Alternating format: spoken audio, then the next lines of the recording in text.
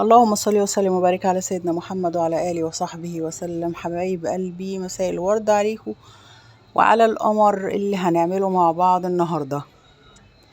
هنعمل السيجار الجزائري بأبسط طريقة، ولأننا عاملينه للبيت مش هنبهرج بقى ولا هنجيب حاجات كتير، ولا أنا عن نفسي مش هحشيه من جوه، هكتفي بالتزيين اللي بره وهيطلع معانا بالشكل القمر اللي انتوا شايفينه ده.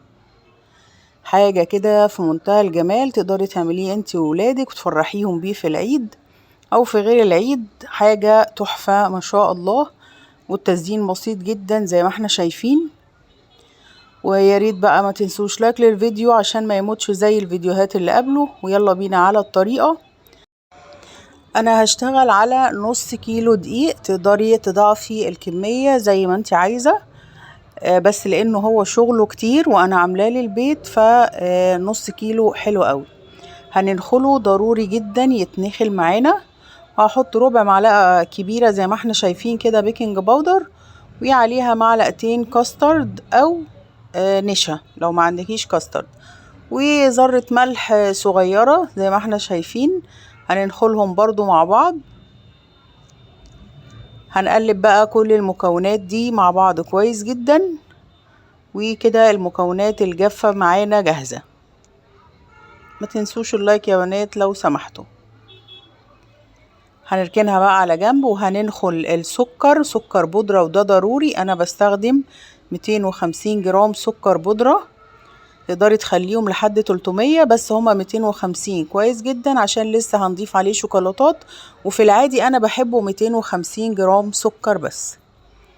هنا معانا بيضة درجة حرارة الغرفة، وهنزل عليها بمعلقة خل، معلقة صغيرة، وده قصنص حليب معلقة صغيرة برضو.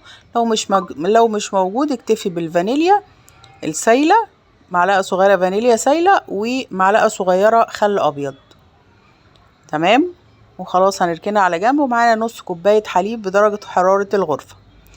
معايا بقى 250 جرام زبدة درجة حرارة الغرفة عشان احنا في الشتاء. لو في الصيف هتبقى من التلاجة. هحط السكر على الزبدة، والسلاح ده لو انتي مطلعة الزبدة من التلاجة ما تستخدميش الويسك ده بتاع البيض، لا عشان هيكسر منك. استخدمي الويسك اللي هو الكف. لكن عشان احنا في الصيف والزبدة لينة، حطيت الويسك وشغلت العجان عليه بالشكل ده. بعد دقيقة هنزل الجناب علشان اتأكد ان كل الزبدة اندمجت مع بعض وتهيش كلها مع بعض. ودي تاني مرة عملته برضو للمرة التانية. وخدي بالك ما تبالغيش في الضرب عشان الزبدة ما تفصلش منك. اول ما الزبدة تهيش ولونها يفتح معانا هنزل بالبيضة والفانيليا اللي حطيناها عليها وقصنص الحليب. البيضة اختفت، بصوا القوام بقى كريمي معانا اهو. هو ده القوام اللي احنا عايزينه. هننزل بقى هنا باللبن بتاعنا. هسيب يعني انا نزلت بربع كوباية، اقل من ربع كوباية. وهحط الويسك التاني بقى اللي هنقلب بيه الدقيق، وهنزل بالنص كيلو دقيق اللي احنا نخلناه. هنا مش هنعجن عشان لو عجنا هيعضم معانا وهيبقى ناشف. يا دوبك لف بس اختفت المواد كلها مع بعض. وانا مرضتش احط النص كوبايه الربع كوبايه كلها كامله عشان في دقيق بياخد سوائل وفي دقيق لا. فلو لقيتيه لسه ناشف ضيفيله معلقه لبن وتلميه، ما تعجنيش عشان ما يعضمش منك. تمام، او يطلع عرق. بصوا بقى العجينة حلوة معانا ازاي، مش بتلزق في ايدينا، في نفس الوقت ماسكة نفسها. هنفرش كيس تلاجة وما تشتغليش على ورقة زبدة عشان الزبدة بتاخد من ورقة الزبدة بتاخد من الزبدة اللي في العجينة. المواسير دي يا جماعة مواسير ستاير رفيعة، انا جبتها وقصيتها على الحجم اللي انا عايزاها وهنشتغل عليها. في زيها بتتباع للحلويات بس بتبقى عريضة اكتر وتقريبا بتبقى اغلى من المواسير دي. انا جبت المواسير دي وقطعتها على قد المساحة اللي انا عايزاها. وهنا انا فردت العجينة بين كيس التلاجة، وهقطع الحتة اللي فوق كده عشان اسويها. تمام. وهنعمله بالشكل اللي احنا شايفينه ده، هنقطع من الجناب ومن الحرف. تمام. وهلمها كده وابتدي احط الماسورة بتاعتي على اول الحرف، وبالكيس هرولها على جوه، هلفها على جوه اهو زي ما احنا شايفين. بصي ادي اول طبقة، وهلفها كمان لفة، وبس كده. هنقطع بقى بالسكينة. خدي بالك لو مثلا انت عملت العجينة حتة تخينة وحتة رفيعة، لما بتيجي تفرديها، احنا لسه هنفردها تاني. انا بقفل بس اللي احنا قفلناه اهو، وعلى نفس الكيس هتشدي الكيس. تمام. وتفضلي تلفيها بايديكي كده عشان لو في اي زيادات، اي حتة سميكة، حتة رفيعة، فهتلاقيها كلها بتتساوي، وانت هتحسيها تحت ايدك وانت بتبرميها بالشكل ده. تمام. هنشوف بقى اي زيادات من الجناب عشان نسويها، وهنشيلها بالسكينة. هتعلمي عليها كده سواء بالسكينة او بقطعة البيتزا. انا سايبالكوا بس دي كلها كاملة عشان انا تقريبا مش هعمل اللي هي مرة واحدة عشان الفيديو ما يطولش اكتر من كده. وهنا بصوا الحروف اهي بسويها بحرف السكينة.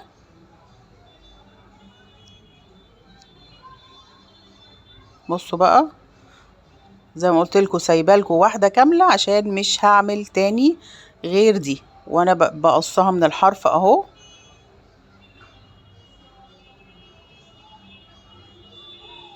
وبعد كده هنشيل الزيادة ونسويها بالسكينة. طبعا جنبنا الصاج اللي احنا هنرص فيه مش حاطين فيه اي مادة دهنية ولا اي حاجة. هسوي الحروف وهعمل كل الكمية اللي معايا بنفس الطريقة، هي مش بتاخد منك وقت على فكرة. وبعد ما اعملها كلها واخلصها هفتح الفرن درجة حرارة 180 يكون سخن، تدخليها على فرن سخن مسبقا، يعني ما تخلصيش وتروحي فاتحة الفرن وحطاها، لأ، الفرن لازم يكون سخن درجة حرارة 180. قعدت في الرف الوسطاني لمدة 15 دقيقة، خدت لون معانا زي ما احنا شايفين كده. هطلعها بقى وهي دافية بالراحة. هلف انا هنا حطيت الفوطة ليه امسك بيها، لان فيها زبدة وايديا بتزحلق، فبدأت امسك الماسورة بالفوطة وبالراحة ما بضغطش عليها. خدي بالك هو بسكوت ناعم جدا وممكن يتكسر بين ايديكي لو ضغطتي عليه، فخدي بالك وانت بتسحبي الماسورة يا دوبك بتثبتي ايدك عليها كده كأنك ماسكاها، وتروحي برمى الماسورة يمين او شمال هتتفك معاكي بكل سهولة. انا حطيته في علبة تلاجة وغلفته عشان ما كنتش هزينه في نفس اليوم. تمام. فهنيجي بقى للتزيين، لازم يكون لما تيجي تغطيه تغطية محكمة عشان لو طالوا هوا يوم واتنين وتلاتة هتلاقيه يطرى معاكي ومش هيبقى حلو. هنا انا عملت شوكولاتة بيضة وبني سيحتها، ومعانا جوز هند وبندق وبسكوت. تزيين ده حاجة ترجعلك. فانا هنا جبت الشوكولاتة وبدأت كنت هعمل رسمة، فلقيت الموضوع هيطول معايا بصراحة. بدأت اغطس البسكوتة في الشوكولاتة واحط عليها جوز الهند زي ما احنا شايفين. وتقدري تحطي بدل جوز الهند بسكوت مبشور، اي بسكوت حباه، او سوداني، او مكسرات مجروشة زي ما تحبي. التزيين ده حاجة ترجعلك. وده شكل تاني، حطيت شوكولاتة عادي جدا غطستها في البولة وهصفيها ونحطها على ورقة زبدة. اوعي تحطيها على الصاجة مباشرة، ورقة زبدة عشان لما تيجي تشيليها بكل سهولة. وهنا انا كان عندي ما كانش عندي ورد محمدي، فجبت زر ورد من العطار، ريحته حلوة جدا وطعمه برضو حلو. وخدت اوراق صغيرة منه وهبتدي ارصها على الحرف بالشكل ده.